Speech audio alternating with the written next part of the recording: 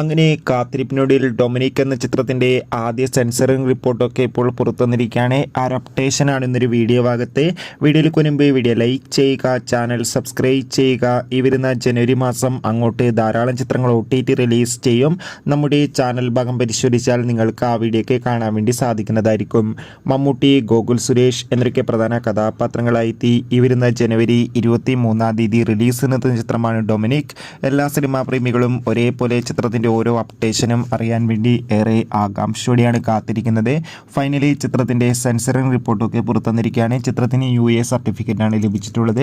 ചിത്രം 2 മണിക്കൂർ 32 മിനിറ്റുമാണ് ഉള്ളത്. ആദ്യ സെൻസറിങ് റിപ്പോർട്ടിൽ സൂചിപ്പിക്കുന്നത് ചിത്രം മികച്ചൊരു സസ്പെൻസ് കോമഡി ത്രില്ലർ ചിത്രമാണെന്നും ചിത്രത്തിൽ മമ്മൂട്ടിയുടെ മികച്ച അഭിനയം തന്നെ കാണാൻ വേണ്ടി സാധിക്കുന്നുണ്ടെന്നും എന്തായാലും ചിത്രത്തിൻ്റെ റിലീസിനായി കാത്തിരിക്കാം. എത്ര പേരാണ് ഡൊമിനിക് എന്ന ചിത്രത്തിൻ്റെ റിലീസിനായി കാത്തിരിക്കുന്ന കമൻറ്റ് ചെയ്യുക.